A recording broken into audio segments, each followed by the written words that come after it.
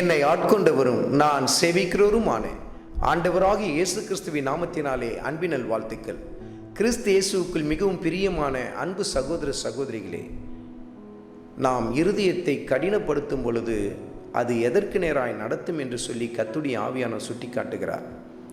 கர்த்தர் உணர்த்தி காட்டியும் சீர்படுத்த வேண்டும் என்று சொல்லி கர்த்தர் சுட்டி காட்டியும் அதை உணர்ந்து கொள்ளாமலே சில பேர் தங்கள் வாழ்க்கையை தொடர்ந்து நடத்தி கொண்டிருப்பார்கள். இப்படி இருதயத்தை அவர்கள் தொடர்ந்து கடினப்படுத்தும் பொழுது அது எப்படிப்பட்ட நிலைக்கு நேராய் நடத்தும்? வசனத்தை குறித்து கொண்டு தியானித்து பாருங்கள். மார்க் எழுதின சுவிசேஷத்தில் 3வது அதிகாரத்தில் 5வது வசனத்தை குறித்து கொண்டு தியானித்து பாருங்கள். அவர்களுடைய இருதய கடினத்து நிமித்தம் அவர் விசனப்பட்டு என்று சொல்லி எழுதப்பட்டிருக்கிறதை நீங்கள் பார்க்க முடியும்.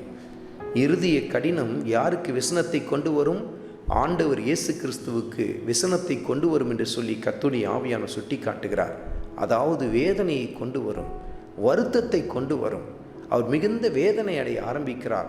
நான் உணர்த்தி காட்டியும் நான் சுட்டி காட்டியும் தங்களை சீர்படுத்த மறுக்கிறார்களே, உணர்ந்து கொள்ள மறுக்கிறார்களே என்று சொல்லி கர்த்தர் அங்கு விசனப்பட்டார். பாருங்கள் அருமையான மகனே, அருமையான மகளே, கர்த்தருடைய ஆவியானவர் தேவ செய்தியின் மூலமாய் உன்னோடு கூட இடைப்படும் பொழுது, நீ தனிப்பட்ட முறையில் ஜெபிக்கும் பொழுதும் வேதத்தை வாசிக்கும் பொழுதும் கர்த்தருடைய ஆவியானவர் எத்தனையோ காரியங்களை உனக்கு சுட்டி காட்டுகிறார் அல்லவா?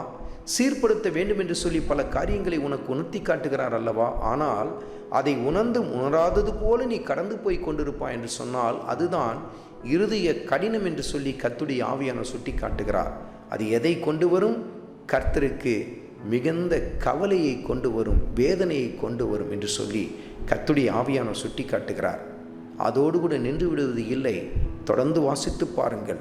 அதே வசனத்தில் கர்த்தருடைய ஆவியானவர் எழுதி வைத்திருக்கிறார். அவர் கோபப்பட்டார் என்பதை நீங்கள் பார்க்க முடியும்.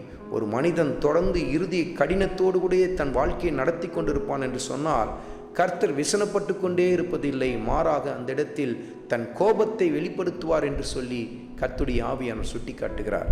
அருமையான மகனே, அருமையான மகளே, குமாரன் கோபம் கொள்ளாமலும் வழியிலே நீங்கள் அழிந்து போகாமலும் இருக்கும்படிக்கு அவரை முத்தம் செய்யுங்கள். அதாவது அவருடைய வார்த்தையை பற்றி பிடித்து கொள்ளுங்கள், உங்களை சீர்படுத்த ஆரம்பியுங்கள் என்று சொல்லி கர்த்தருடைய ஆவியானவர் உங்களோடு கூட இடைபடுகிறார். ஆண்டவராகிய இயேசு கிறிஸ்துவின் கிருபை உங்கள் அனைவரோடும் கூட இருப்பதாக. ஆமென்.